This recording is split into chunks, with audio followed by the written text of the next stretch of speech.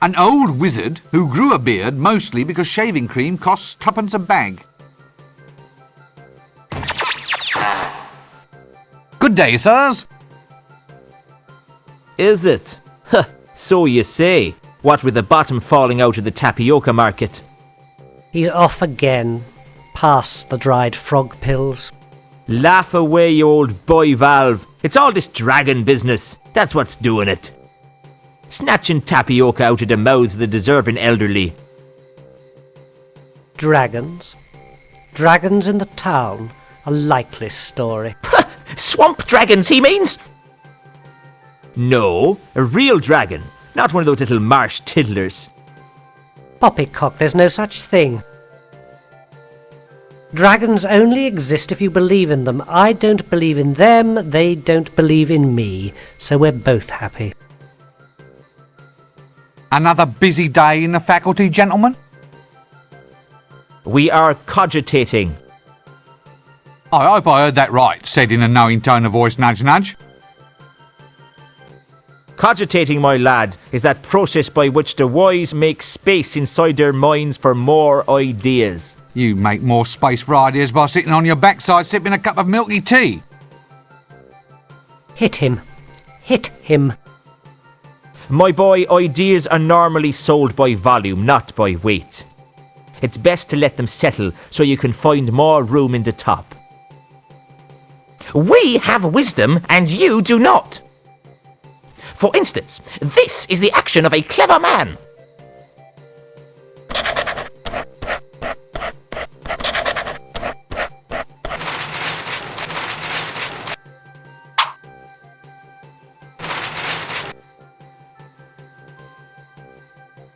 What's so clever about writing down the word monkey?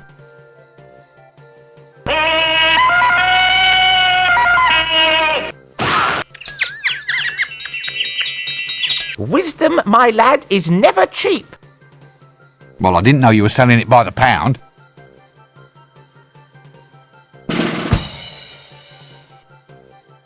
Excuse me, where might I go to find the patrician? Well... Don't be an idiot, boy. Just look for the palace. Is he approachable? Can you actually speak to him? Oh, yes. But he's a mean man with a word. Be careful if he uses sarcasm on you. And for heaven's sake, run for it if he resorts to... irony. Does this place always have to be this way? What way? Well, this way. It's chaos. It's undisciplined. It's as if I'm thrashing about in a sea of questions, like I'm screaming out against soul-destroying winds. Isn't that a mixed metaphor? I mean, there are times when I dream about just shaking this place by the neck until it starts talking sense. I have one like that too. What, really? Oh, yes. In one magic moment, I stride like an intellectual giant across the rooftops of the world, slicing through the Gordian what's-his-name of fuzzy thinking for all time. And then I have this other terrific dream, that I'm being smothered in fruity yoghurt and sucked up inside a whale. Thankfully, that's not my problem. So far, anyway. We can but hope. Look, does anyone know why this luggage keeps following me? Ah, that's sapient pearwood, that luggage is. There's no getting rid of it, it'll follow you everywhere. Sapient pearwood? They once used it to make containers for grave goods. I suppose someone hoped that you really could take it with you. The chest is in fact the luggage. The luggage is made of sapient pearwood, and once it attaches itself to somebody, it will follow that person everywhere. Just like a little puppy.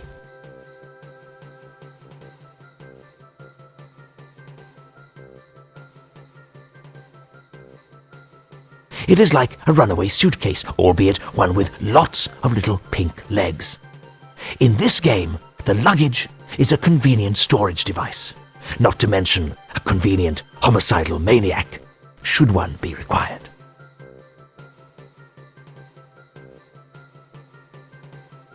Why is the librarian a monkey?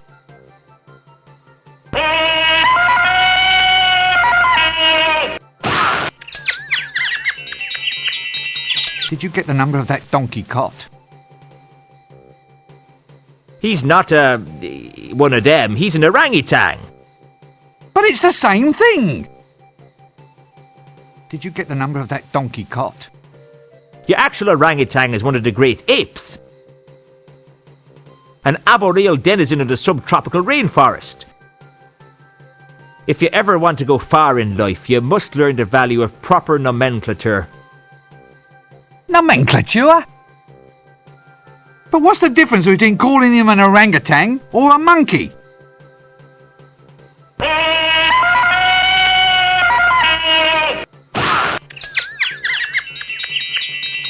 In general terms, the difference is whether you keep your teeth in your head or in your hat.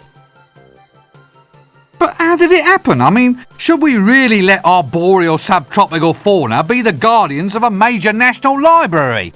Oh. Well, he was human once, of course. What?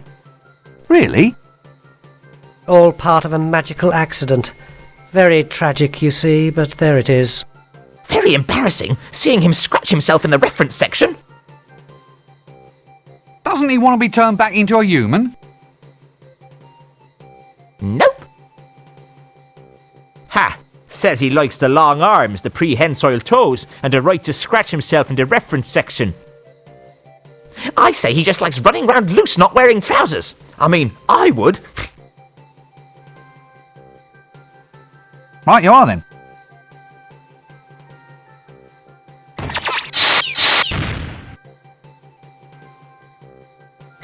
Yet another bearded old wizard. So look, as an aged wizard, I mean, as someone who's climbed to the very depths, is there any advice you feel you might like to pass on? I mean, a few words of guidance, perhaps to one who hopes to follow in your pointy footsteps? Ah, yes. Well, young fellow wallpaper, well, I'd say that of all lessons in life, always learn to expect the unexpected. But if I expect it, then it isn't unexpected. Eh? Well, by definition, it can't be unexpected if it actually is expected. Quite right, my boy. Well spotted. In which case, my advice to you is to always expect the expected. Is that clear? I expect so. So, your faculty heads, the giants of wizardry, this is it? This is as good as life gets? Contemplating promotion? No, I'm contemplating a change of career. Listen, one thing I've always meant to ask. These dresses we wear, are they strictly necessary? Eh? The robes, lad, are symbolic of our dedication. You see, this is not so much a calling, a profession, as a condition of mind. By wearing long robes, we imply a somnambulistic state, an attitude in which we walk dreamily through this world with our minds occupied by higher things. Higher? Like, say, as high as this hat? Well, the hat too. Its height implies loftiness of thoughts. Or it might imply that we should have let our mothers keep on dressing us. What's more, it keeps young whippersnappers like you from running off. Eh? Would you want to walk the streets looking like a refugee from a somewhat suspicious pencil factory?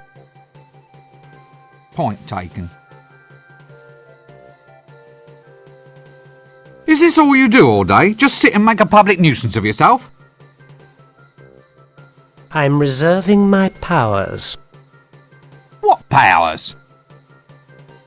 Well, for a start, I can read your mind. Really? What do you see? Not much. You must have the big print version. Well, excuse me, I think there's someone calling me. A bearded old wizard. So, you're the bursar. What does a bursar do exactly? Well, it's a very important job. Accounts, expenditure, occasional bouts of irrationality, the assessment of grants. Well, it sounds a bit, well, boring, doesn't it? That's the job's main attraction, my surgical sock. These tenures are for life. So, since wizards are naturally extremely long-lived, that means the only way to get promoted is to assassinate your superiors. They've been popping off like mayflies around here for some seasons. Sometimes we've got, wait for it, more wazards than wizards. They're in no danger from me. I never really thought about promotion. Wazards, you see? Ha-ha! Oh well. My post is safe, though. Who wants to claw their way up to the top only to become an accountant in a silly hat? Mark my words, folding trouser press. Survival is all a matter of identifying your proper niche. Preferably a niche well removed from anything anyone else finds desirable. So you're the bursar. Oh, thank heavens. I'd hate to have forgotten the name of someone useful. Look, you're the bursar, aren't you? That's right. I do the finances, books and things, and I'm quite totally insane, you know. Any calculations you need, I'm your giant frog. But that's just accounting. Surely to hold a major position in a wizard's university, you must be able to perform magic. After all, that's what the place is all about. Magic is all very well, young sink disposal unit, but mathematics is the more powerful art. Oh, come on. You don't believe me? Very well, Mr. So-called scented furniture polish. Care to watch while I make your grant disappear? Right, well, don't be a stranger. Cheers. A very, very aged old wizard with a beard used mainly for collecting tobacco stains. Hey? A girl? What's a girl doing in here? I'm not a girl. Why are you wearing a dress? It's a wizard's robe, not a dress. I knew a girl's dress once.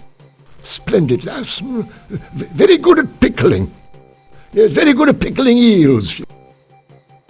Well, I once knew a girl too, of course. Of course? Oh, why are you of course? Young fellow like you ought to be out and about, exploring a world of adventure.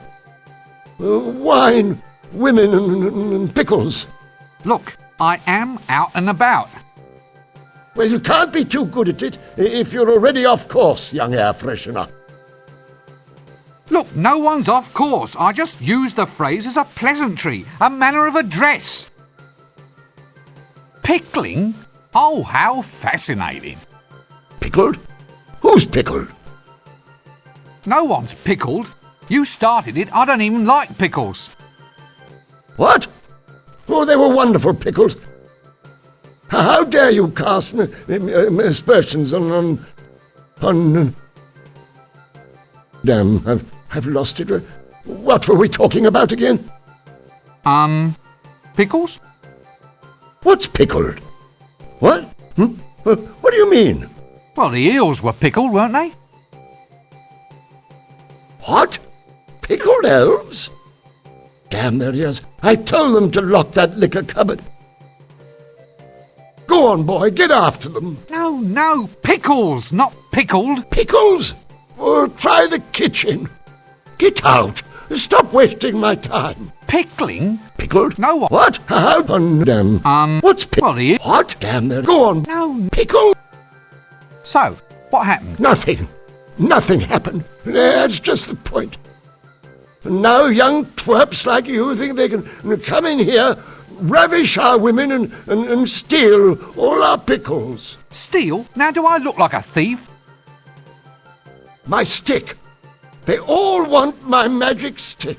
So be off with you, you dastardly overcleaner. No, look! I don't want your wretched stick! So it's the pickles you're after then, is it? You devilish young trouser. Well, I'm onto you, you know. I'm onto you, you young bookcase. Now look, this is not the problem that I wanted to address.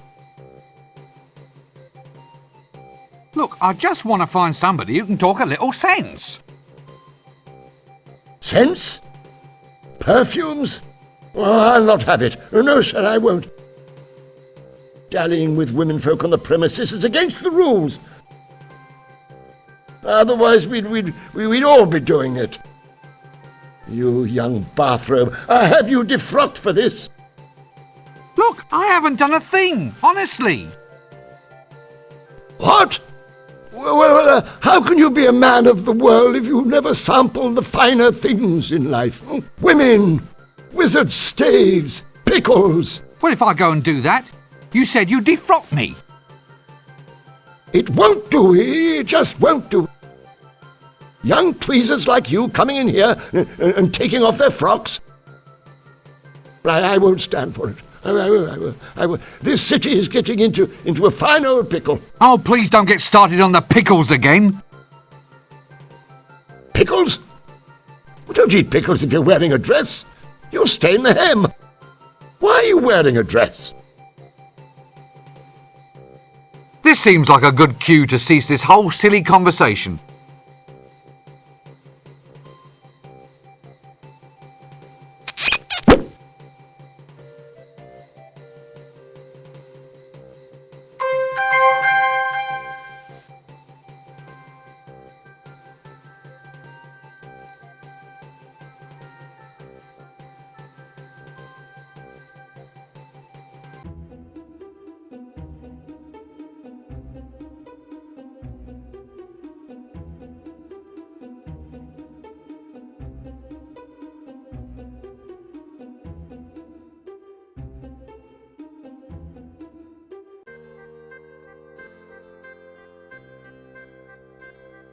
Good grief!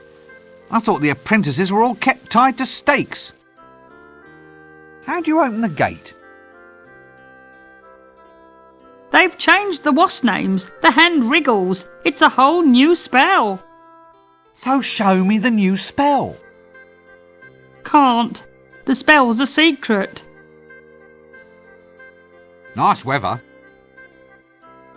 Since classes in wind whistling, rain making and lightning throwing are all scheduled for today, I think that's being a wee bit premature.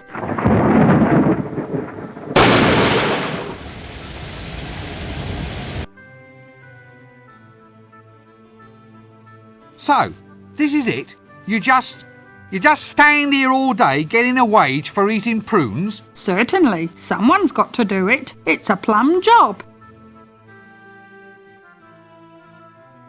What's that you're eating then? Prunes.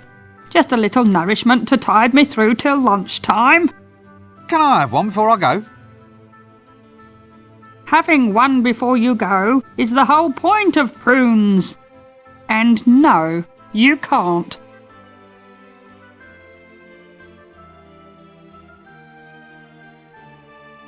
The hand wriggles, please.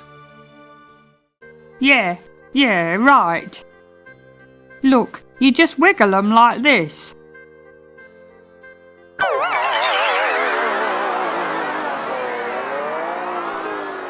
Like this.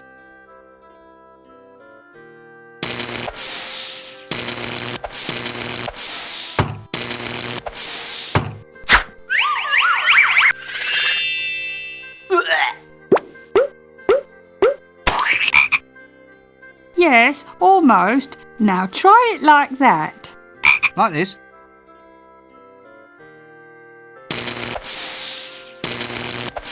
Right you are, son.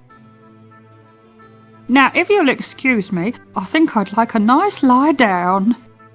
But what about the gate? Aren't you going to guard it? Oh, who gives a monkeys?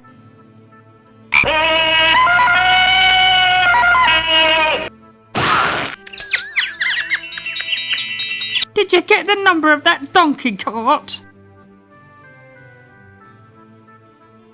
Well, I'll catch you later then.